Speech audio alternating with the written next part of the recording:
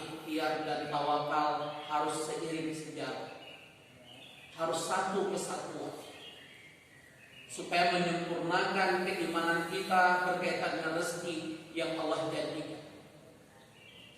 Bapak Ibu rahimani rahimakumullah, ada yang menarik. Ketika manusia sudah tersesat ini bukan hanya mengatakan ini zaman sulit, boro-boro cari yang halal, yang haram saja sulit. Untuk level-level birokrasi ada istilah juga. Kalau memang bisa dipersulit, buat apa dipermudah? Ini udah mulai muncul lagi.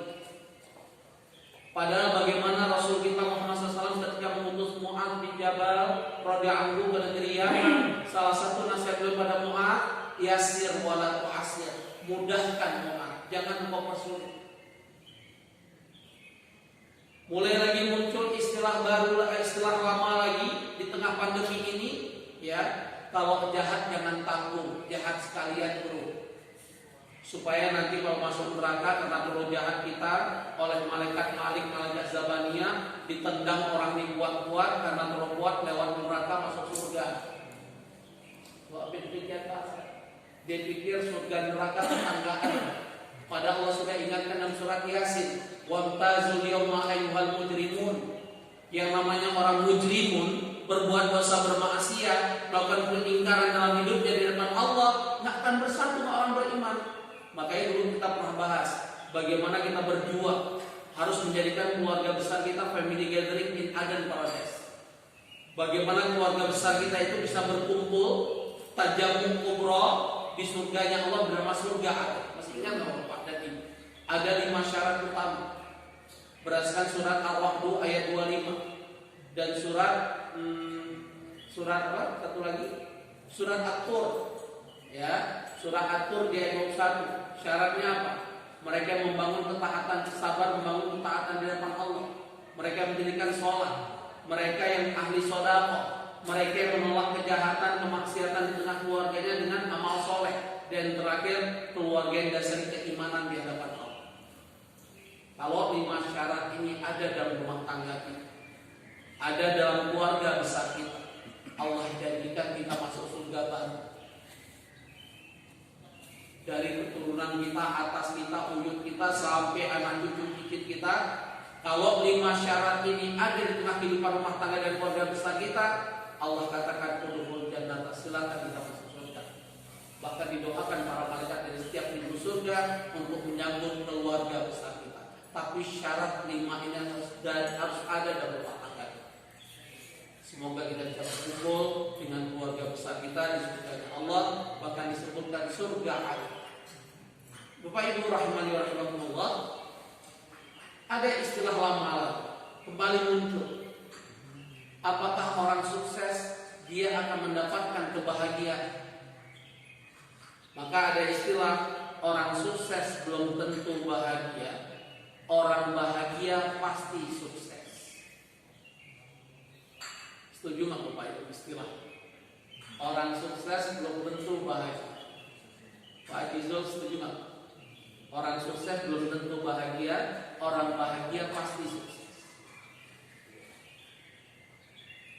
Kita lihat dari realitas kehidupan kita, banyak orang sukses, tapi mereka tidak sedikit mengakhiri hidupnya dengan mati bunuh diri. Dan mereka mengatakan I am not happy. Siapa yang tidak mengenal Elvis Presley di zaman bapak-bapak yang kelahiran 50 itu pasti kenal sosok Elvis. Tapi sang idola dunia mengakhiri hidupnya dengan mati bunuh diri, betul ya? Jamaah Al-Falah yang masih cinta musik. Kalau boleh saya jelaskan, 4 imam mazhab mengharamkan musik. Terus pakai imam siapa lagi? Saya ulangi ya. 4 imam mazhab terkenal, ya. Imam Malik, Imam Syafi'i, Imam Hanafi, Imam Ahmad bin Hanbal itu mengharamkan musik. Berarti yang masih suka dengan musik pakai imam siapa ya? Bisa jadi pakai mazhabnya Imam S. Arifin. Ya, oke kan? Ini ada gambaran saja. Silakan saja. Saya bertanggung jawab dengan 4 pendapat imam mazhab tadi. Ya? Banyak mereka mengatakan kenapa kami suka musik? Karena musik is my life. Karena musik make me long life, bisa buat awet muda. Musik make me comfort. Musik membuat aku nyaman. Bahkan ada teori di kalangan ahli objek, ahli kandungan yang mereka mungkin iman yang standar, itu mereka ada teori karena mereka belajar di barat, supaya anak dalam kandungan rahim ibunya nyaman, suruh diperdengarkan musik Mozart. Coba, musik Mozart itu apanya ini? Dengarnya aja bisa jantung. Oh, apalagi nyanyinya Pavarotti ya, udah pasti banget. Pak Ustaz apa? Dulu saya hobi sekali sebelum saya tahu hukum musik. Nah sekarang kita lihat, benarkah musik membuat orang bahagia? Benarkah musik membuat orang panjang umur? Benarkah musik membuat orang nyaman, comfort dalam hidupnya? Bohong. Kenapa saya beringatkan bohong? Siapa yang tidak mengenal Whitney Houston kepada pencinta musik? Bahkan Whitney Houston itu mendapatkan julukan She has golden voice. Dia pemilik suara emas. Tapi apa yang terjadi pada sosok Whitney Houston? Dia mati bunuh diri dan dia mengatakan I'm not happy. Aku nggak baik.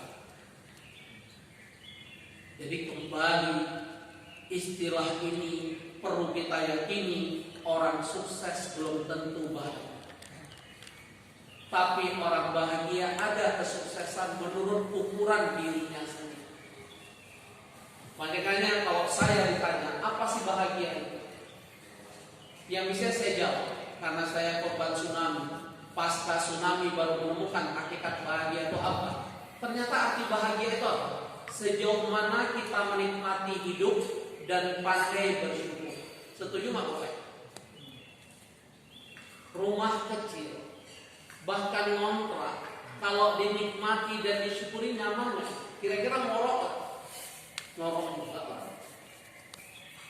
Bahkan kita bisa melihat di rumah Yasmin, ada satu keluarga atau dua keluarga yang saya lihat, mereka adalah rumah gerobak.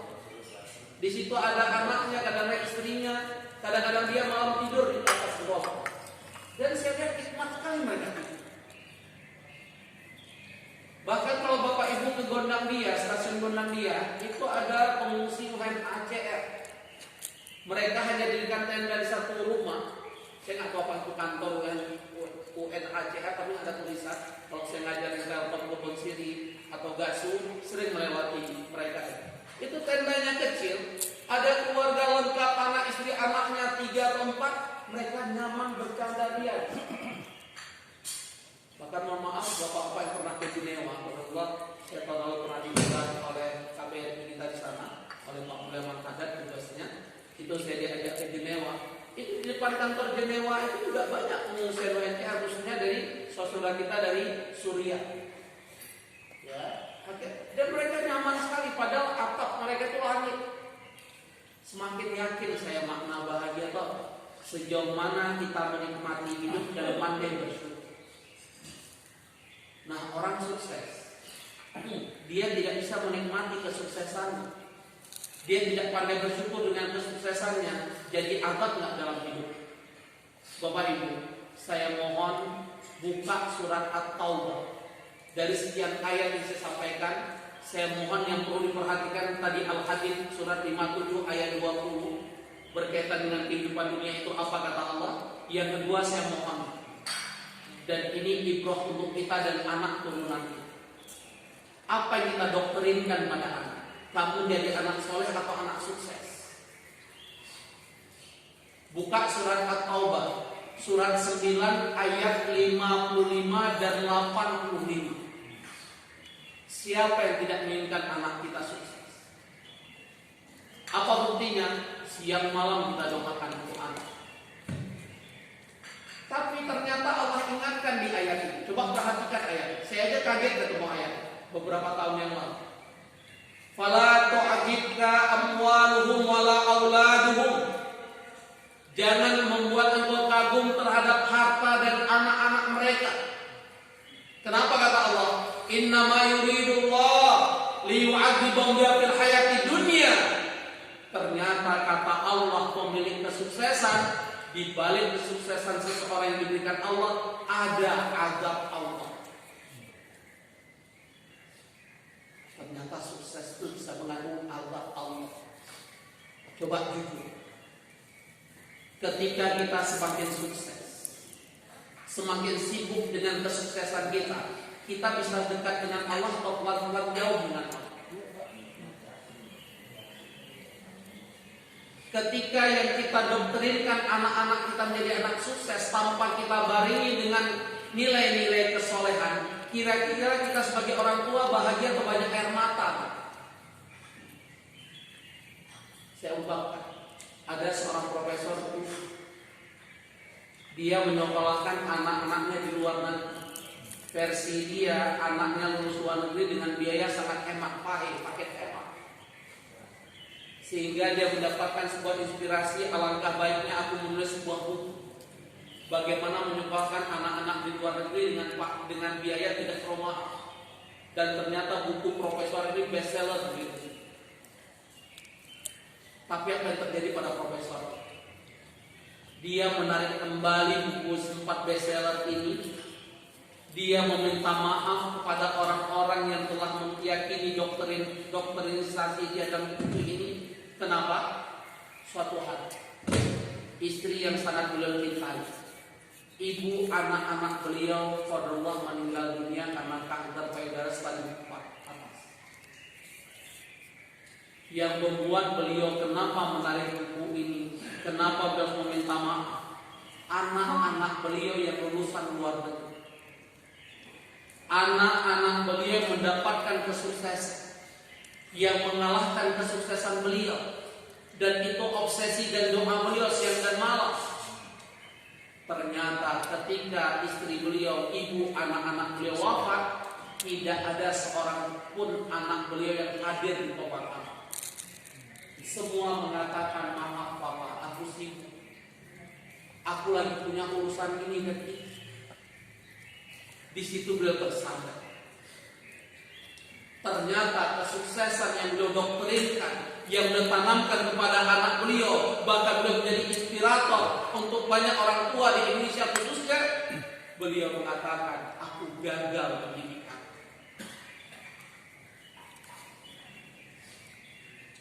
Hati-hati. Allah sudah ingatkan berkaitan anak, harta dan keluarga kita dalam surah At-Taghabun, surah 64 ayat 14 dan 15. Ya, inna min azwajikum wa auladikum aduwwan lakum fahdharuh. Ya, sesungguhnya istri dan anak-anakmu musuh untukmu, hati-hati kalian terhadap mereka. Ayat berikutnya berkata Allah, innama amwalukum wa auladukum fitnah. Sesungguhnya harta dan anak-anakmu adalah ujian untukmu. Makanya Allah ingatkan tadi kembali surah At-Taubah di ayat 55, ternyata di balik kesuksesan yang kita harapkan siang dan malam di hadapan Allah, ada azab Allah di dalam. Bukan hanya berkaitan ibadah kita di hadapan Allah, kehidupan rumah tangga kita juga akan bermasalah ketika kita terlalu sukses. Coba jujur bapak-bapak yang terlalu sukses, sering di rumah atau jarang di rumah? Bisa melihat perkembangan buah hati kita tumbuh kembang atau kita nggak bisa memperhatikan. Saya ambil contoh konkret. Ada seorang mantan direksi BUMN. Gajinya itu di atas 150 juta, kalau plus dengan bonus-bonus bisa 300 juta lebih.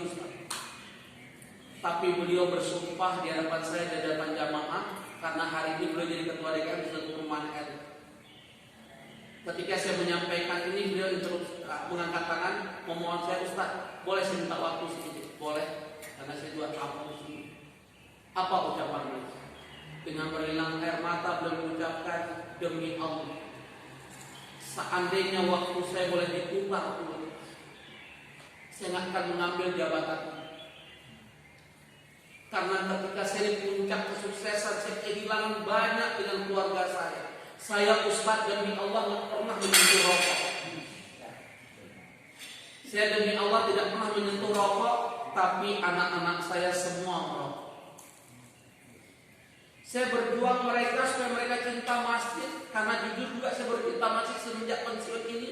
Maka saya umrohkan mereka, saya hajikan mereka dengan harapan saya berdoa di muqaddam tempat-tempat mustajab, semoga anak-anakku menjadi ahli masjid. Ternyata Ustaz, nggak ada anak saya jadi ahli. Dan ini kesalahan saya, karena saya terlalu sibuk dengan karir, dengan kesuksesan, sehingga saya banyak kehilangan momentum untuk mendidik anak-anak saya. Allah, ternyata ada ayat surat At-Taubah ayat 55 dan 85. Ada puncaknya dari kesuksesan, kata Allah. Wa tazhabu anfusuhum kafirun, ini yang lebih menarik. Wa iyadzubillah, ternyata orang sukses, kata Allah, tidak sedikit mereka mati dalam kekufuran. Kufur di sini tidak harus murtad, tapi makna kufur di sini banyak orang sukses kufur nikmat. Makanya Allah ingatkan dalam surah Al-Qiyamah, surat 75 ayat 20 dan 21. Kalla bal tuhibbunal ajilah wa tadharunal akhirah. Sekali-kali tidak, kamu lebih cenderung cinta kehidupan dunia dan kamu melupakan kehidupan akhirat. Allah sudah ingatkan itu. Terus kalau boleh jujur, porsi doa kita selama ini lebih banyak cinta dunia atau akhirat? Yang jawab seimbang ya udah salah, bagi yang jawabnya lebih banyak dunia. Apa kata Allah dalam surah Asy-Syura? Nah, ini ayat berikutnya yang perlu kita perhatikan. Surat 42, surat Asy-Syura, ayatnya 27. Dan ini menjadi ibrah untuk kita orang tua. Hati-hati salah berdoa pada Allah. Juga doa diri kita berkaitan dunia. Lihat, perhatikan ayat surat Asy-Syura, surat 42 ayat 27. Walau basatallahu rizqa li'ibadihi, seandainya kulapatkan rezeki terhadap hamba-hambaku, kata Allah. Apa yang terjadi? Seandainya doa-doa kita berkaitan dunia Allah kabulkan. Ya Allah, semoga anakku lulus ujian, lulus masuk bagian perusahaan ini, semoga gajinya besar, Allah kabulkan. Lihat pernyataan Allah. La baghaw fil ardi, sungguh mereka melampaui batas. Ayo, sang pemilik anak-anak sukses tapi tidak dididik kesolehan anak, kira-kira bahagia atau banyak air mata? Kalau boleh saya sambungkan curhat jamaah yang lain, seorang ibu, anaknya sukses, bahkan anak-anaknya untuk materi ibunya itu selevel, mohon maaf walaupun tidak ada contoh dari Rasulullah SAW dan syariat, selevel ulang tahun itu selalu gantinya Fortuner, mobil-mobil mewah. Tapi ketika ibu ini memerlukan tanda tangan salah seorang anaknya ketika bypass jantung, karena sudah tanda tangan keluarga terdekat, kata ibu ini, Ustaz, saya sudah disuntik biopsi suntik bius oleh ini, karena belum ada yang tanda tangan, maka belum dilakukan tindakan tersebut. Pada semalam saya ingatkan anak-anak saya, tolong ya di antara kalian tanda tangan besok datang sebelum mama operasi. Kalian nggak bisa menunggu mama, nggak apa-apa, mama tahu kalian sibuk, tapi tolong tanda, nggak ada yang datang. Kira-kira kalau ibu anak kita bahagia atau air mata? Wa iyyahu. Jelas Allah sudah ingatkan, la baghaw fil ardi walakin yunazzilu bi qadari ma yasha. Apa yang kita dapatkan berkaitan dunia itu pemberian dari Allah yang terbaik. Jangan mengeluh, jangan selalu merasa kurang, nggak pada bersyukur. Karena orang tidak pada bersyukur, tidak pernah Allah merankan jiwa qanaah. Apa qanaah? Selalu merasa cukup. Dan itu terjadi pejabat-pejabat kita atau koruptor, karena mereka tidak pandai bersyukur. Makanya menarik Bapak, Allah jelaskan ke kita, lawan kaya itu apa? Allah jelaskan. Hah? Lawan kaya? Miskin itu bahasa kita, Pak. Ternyata bahasa Allah dan surah An-Najm, surat 53 di ayat 48, lawan kaya itu cukup. Innahu huwa aghna wa aqna. Yang hafal surah An-Najm pasti tahu nih. Sesungguhnya Allah memberi kekayaan dan Allah memberi kecukupan. Nggak ada bahasa Allah beri kemiskinan. Berarti miskin bukan takdir Allah. Dia memilih miskin. Karena ikhtiar, mujahadah kesungguhannya, mohon doanya di hadapan Allah. Tapi seandainya dia sudah berdoa, sudah ikhtiar tetap miskin, itu membentuk kasih sayang Allah untuk dirinya dan ujian. Kalau dia mampu melewati, bukankah orang miskin pertama masuk surga, betul? Penghuni surga terbanyak orang kaya atau orang miskin? Maka kalau disuruh pilih ujian kemiskinan atau ujian sukses, kira-kira pilih mana Pak? Nggak ada pilihan, karena itu dari Allah. Makanya ajaban diambil mukmin, bagaimana Rasulullah SAW menggambarkan sungguh indah, sungguh menakjubkan urusan orang beriman. Inna kullal khair, seluruh urusan orang beriman kata Rasulullah SAW itu baik. Idza asabatu ad-dharra sabara fakana khairan lah. Kalau orang beriman diuji dengan kesulitan hidup, dia bersabar, dan itu baik untuk orang beriman. Wa idza asabaka sarra syakara wa kana khairan lah. Ketika dia diuji dengan kesuksesan, dia pandai bersyukur, dia tetap mentaati Allah, dia meyakini kesuksesan milik Allah, titipan Allah yang harus dia pertanggungjawabkan kelak di hadapan Allah. Sungguh indah urusan para beriman. Tinggal pertanyaannya, apakah mampu kita wujudkan antara sabar dan syukur? Dan Allah sudah ingatkan, orang sukses tidak mudah melewati ujian tersebut. Di antaranya di ayat kita dilaba, sungguh dia melampaui batas. Yang sering dengan pengajian, orang yang sudah sukses banget atau yang suksesnya standar? Saya jawab saja. Saya ngajar beberapa menteri qadarullah, jarang sekali orang sukses di sana itu duduk dengan Tuhan. Jarang. Untuk khutbah Jumat aja udah mau selesai khutbah orang duduk. Karena Allah sudah ingatkan, kesuksesan itu cenderung manusia itu sombong terhadap kebenaran. Makanya diingatkan oleh Rasul kita Muhammad SAW, la yadkhulul jannah man kana fi qalbihi mithqala dzarratin min kibrin. Enggak akan masuk surga seseorang apabila ada kesombongan walaupun sebesar biji sawi. Kita tahu biji sawi itu sebesar apa sih? Sulit sekali kita melihat biji sawi, apalagi berkacamata. Karena kecil sekali, enggak masuk surga.